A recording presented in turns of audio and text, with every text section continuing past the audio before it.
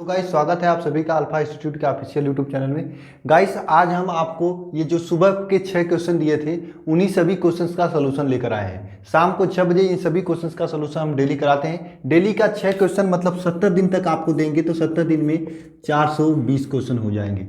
420 question आपके exam में कितने क्वेश्चन पूछे जाते हैं? 26 क्वेश्चन। 26 क्वेश्चन पूछे जाते हैं और आप 420 क्वेश्चन कर रहे हो। डेली 6 ही क्वेश्चन कर रहे हो जिससे आपको 6 के 6 क्वेश्चन याद भी रहेंगे।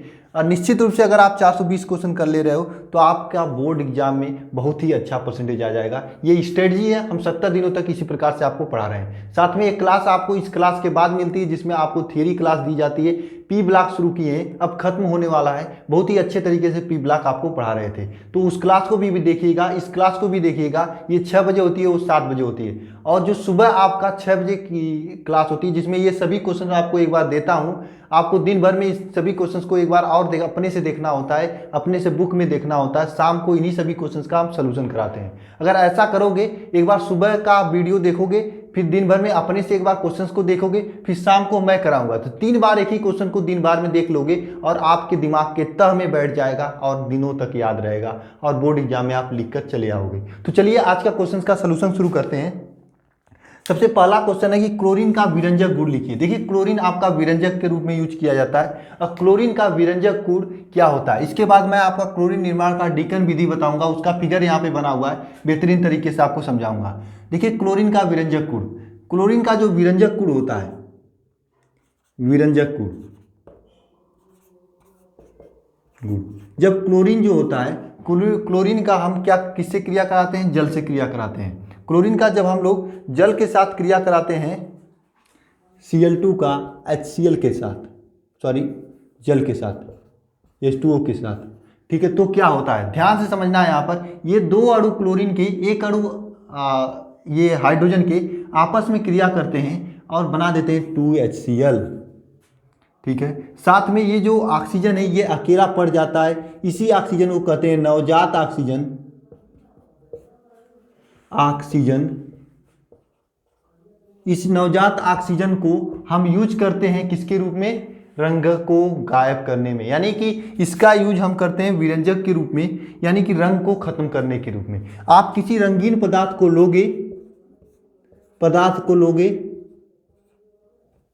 रंगीन पदार्थ है आपका, इसको लोगे और यहाँ पर ऑक्सीजन से क्रिया करा दोगे, ये नवजात ऑक्सीजन से, तो क्या होने वाला है देखना ध्यान से। इस रंगीन पदार्थ को ऑक्सीजन से जब क्रिया कराओगे तो ये रंगहीन हो जाएगा। क्या हो जाएगा? रंगहीन हो जाएगा।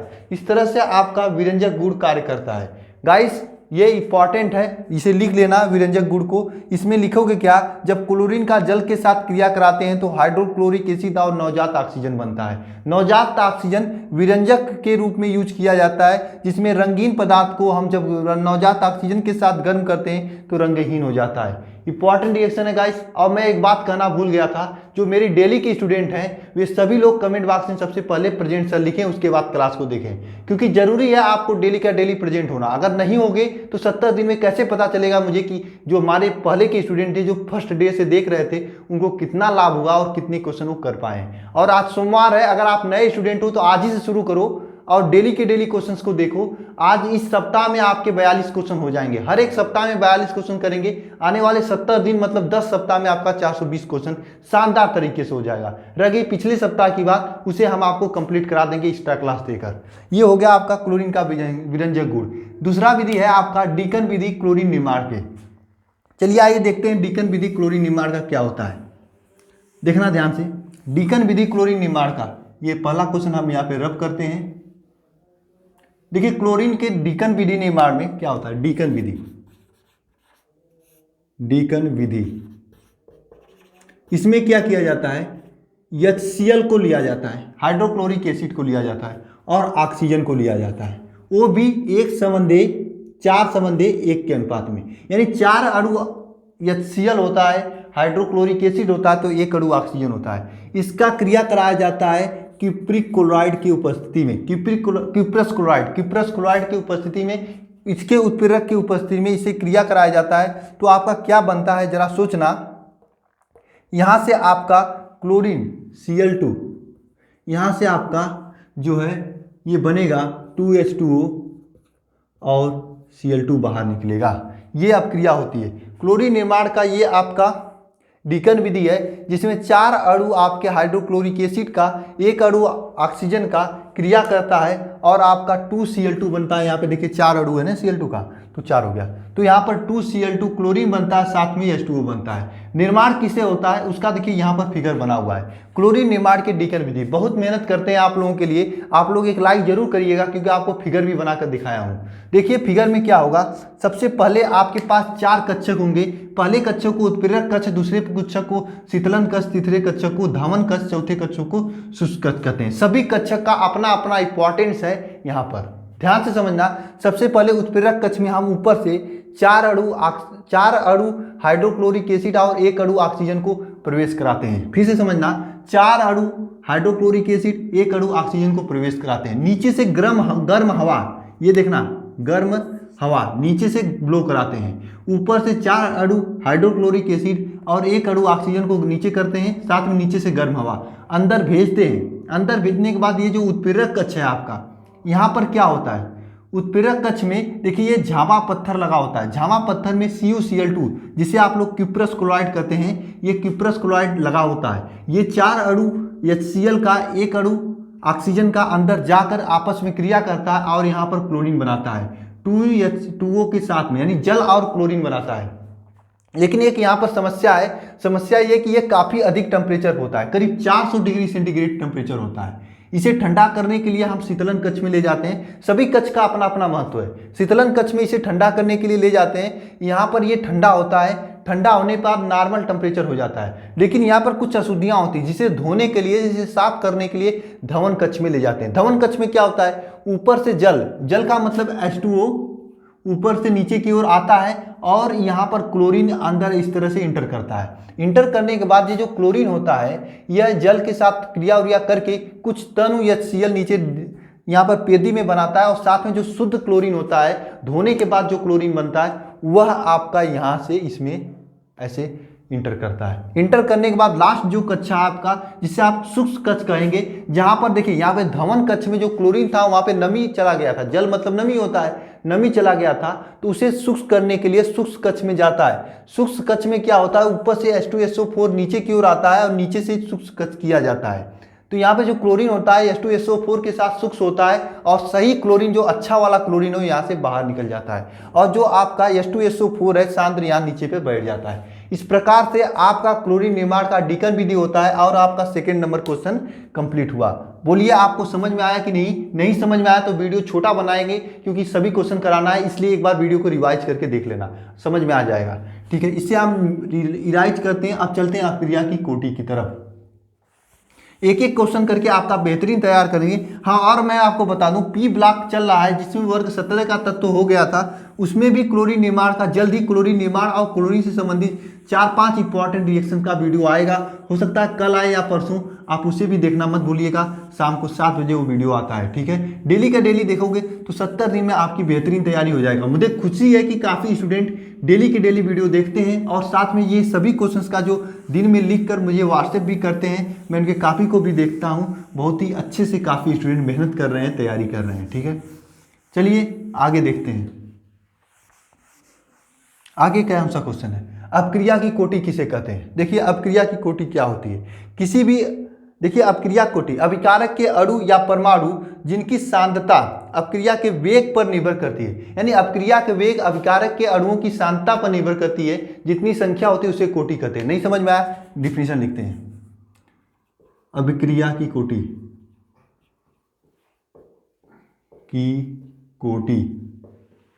बहुत इंपॉर्टेंट है। अपक्रिया कोटि से आपके न्यूमेरिकल भी पूछे जाते हैं, और मैं इंपॉर्टेंट क्वेश्चन में भी कराऊंगा और थियरी की क्लास में भी कराऊंगा। देखिए क्या होता है अभिकारक मतलब क्या होता है, अभी मैं बताता हूँ। अपकारक के, अभी ये लिख ले परिभाषा। अभिकारक के अणु या परमाणु संख्या, अणुओं या परमाणु की संख्या जिस पर जिसके सांद्रता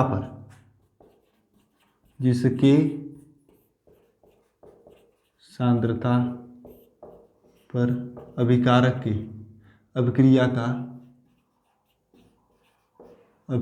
का वेग निर्धारित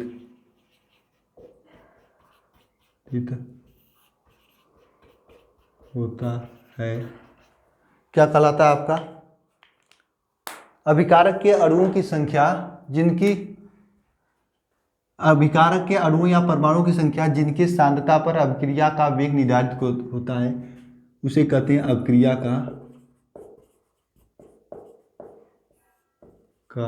अभिक्रिया की कोटि। समझ में आया आपको? अभिक्रिया कोटि क्या होती? अभिकारक के अणुओं की या परमाणुओं की संख्या जिनके सांद्रता पर अभिक्रिया का वेग निर्धारित होता है उसे कहते हैं अभिक्रिया की कोटि। ये हो गया अभिक्रिया के कोटि की परिभाषा। अगर मान लीजिए कोई रिएक्शन है आपके सामने, ये एक्स ए है, एक्स ए प्लस एक्स वाई बी, ठीक है।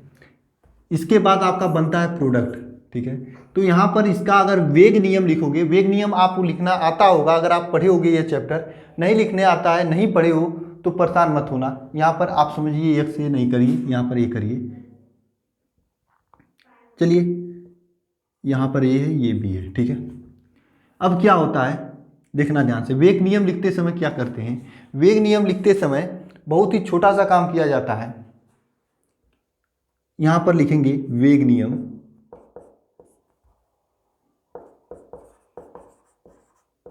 इज इक्वल टू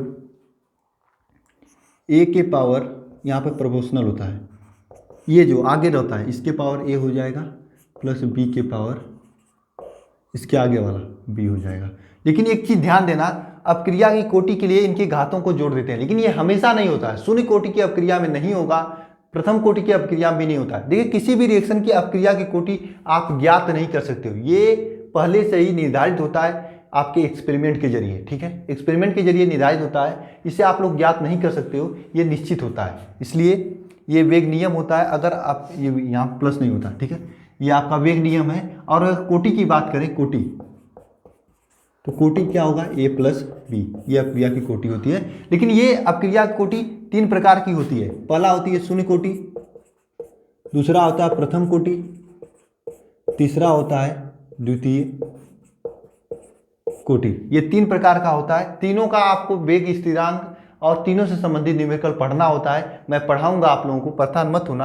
अपक्रिया की कोटि के बारे में थोड़ा मोड़ा जान लीजिए। आगे चल कभी हम शून्य कोटि के बारे में देखेंगे, उसके बाद प्रथम कोटि, फिर द्वितीय कोटि। अब चलते हैं नेक्स्ट रिएक्शन, नॉर्मलता क्या होता है। आपको मोललता, मोलरता, मोल प्रभाज, ये सभी चीज़ें अगर जो पिछली सप्ताह से जुड़े हैं उनको निकालने आ रहा होगा। अब आपको आज नॉर्मलता के बारे में बताने जा रहा हूँ। देखिए अगर आप डेली की डेली जुड़े रहोगे तो बहुत बेनिफिट होगा आप लोगों के लिए। नॉर्मलता, देखिए नॉर्मलता क्या होता है, हेडिंग कर लीजिएगा नॉर्मलता। नॉर्मलता, ठीक है, नॉर्मलता ये होता है नॉर्मलता, ठीक है।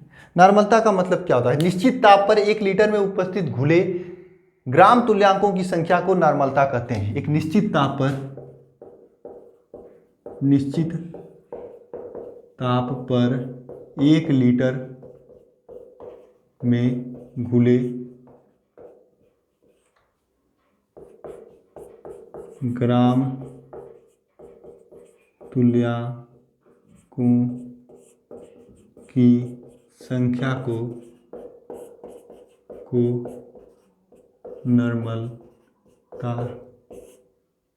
को नॉर्मलता कहते हैं। ये एक निश्चित ताप पर 1 लीटर में घुले ग्राम तुल्यांकों की संख्या को क्या कहते हैं? नॉर्मलता कहते हैं, ठीक है। ध्यान से समझना, नॉर्मलता का मात्रक क्या होता है? मात्रक ग्राम तुल्यांक प्रति लीटर। 1 लीटर में घुले ग्राम तुल्यांकों की संख्या को नॉर्मलता कहते हैं। इसका मात्रक ग्राम तुल्यांक प्रति लीटर होता है। अब समझना यहाँ पर ध्यान से आप लोग कि नॉर्मलता कैसे निकालते हैं। देखिए अगर कोई, अभी हम आपको ये क्वेश्चन कराऊंगा तो नॉर्मलता निकालने आ जाएगा, लेकिन समझना कोई पदार्थ होता है उसका जो जितना ग्राम होता है ऊपर लिखते हैं, नीचे आपका तुल्यांकी भार लिखते हैं। तुल्यांकी भार कैसे निकालते हैं? पदार्थ का तुल्यांकी भार की भार इसे निकालने के लिए पदार्थ का अणु भार लिखते हैं, बटे यन। यन क्या है, ये चीज़ें आपको संयोजकता होती है। यन क्या होती है, संयोजकता। यन आपका संयोजकता। अगर अम्ल है तो अम्लता, क्षार है तो क्षारकता, ये होती है। इसे निकालने के लिए तुल्यांकी भार अलग से टॉपिक है, कभी आपको क्वेश्चन ले लेंगे, लेकिन आज इतना समय पदार्थ का अणु भार बटे यन लिखेंगे।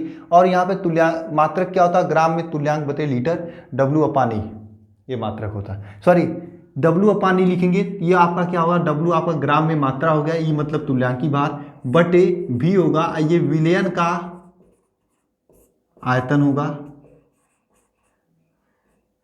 और वो भी लीटर में। ठीक है, अगर मिलीलीटर में दिया होता है तो उसे लीटर में चेंज कर देंगे।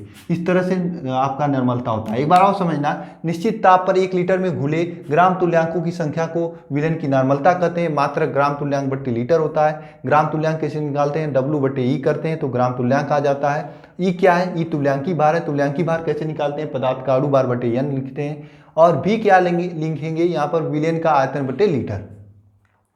ठीक है, विलयन का आयतन लीटर में लिखेंगे यहाँ पर भी। कैसे निकालेंगे, एक क्वेश्चन है यहाँ पर, हम क्वेश्चन को करते हैं फिर देखिएगा। तो ये क्वेश्चन क्या है, 40 ग्राम NaOH है। तो यहाँ पर जो ये W है, इसका मात्रा कितना है, W का मात्रा 40 ग्राम हो जाएगा, 40 ग्राम।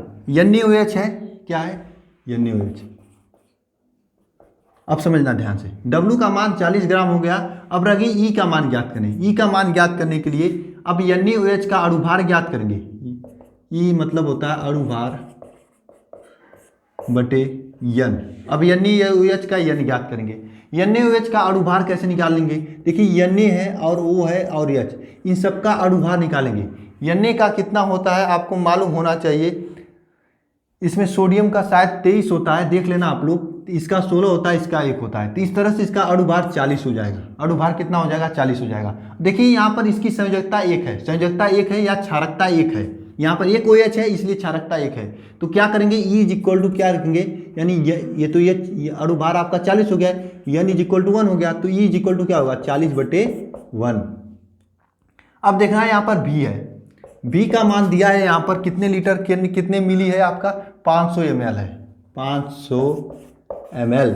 ठीक है, 500 ml को हम लोग लीटर में चेंज करेंगे, क्योंकि यहाँ पर लीटर में लिया जाता है। तो लीटर में चेंज करने के लिए 500 में 1000 का भाग देंगे। अब आपका यहाँ पर V का मान हो गया, E का मान हो गया, W का मान हो गया, रख देंगे, नॉर्मलता आ जाएगा। चलिए रखते हैं, 40/E, E का मतलब है 40/500/1000। मैं सॉल्व नहीं करता, कोई भी क्वेश्चन सॉल्व करवाता हूं आप लोगों से। सॉल्व करके आंसर कमेंट बॉक्स में लिख देना। और ये क्वेश्चन छठा वाला है, ये क्वेश्चन आप लोग स्वयं से कर लेना। क्वेश्चन क्या है, बेंजोइक अम्ल का मेथनॉल में 0.1 एम है, कैपिटल एम है यानी मोलरता है। ठीक है, विलयन को बनाने के लिए कितनी मात्रा की आवश्यकता होगी, गणना कीजिए। ये आपको निकालना है, स्वयं से करके कमेंट बॉक्स में आंसर लिख देना आप लोग। अगर नहीं आए तो भी लिख देना, मैं अगले वीडियो में ले लूँगा। आज ये सभी चीज़ें आपको समझ में आई कि नहीं, ये जरूर कमेंट बॉक्स में लिख कर बताना। और डेली इसी प्रकार से 6 इंपॉर्टेंट क्वेश्चन करते रहना। जल्दी आपकी फिजिक्स की क्लासेस भी शुरू होंगी इसी प्रकार से, और मैथ्स की क्लासेस भी शुरू हो गई होंगी, नहीं हुई तो 1-2 दिन के अंदर हो जाएंगी।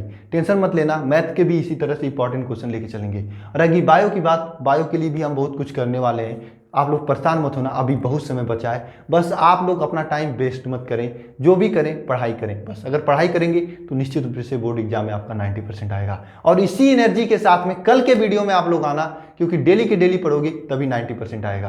तो आज के वीडियो में बस इतना ही, मिलते हैं नेक्स्ट वीडियो में।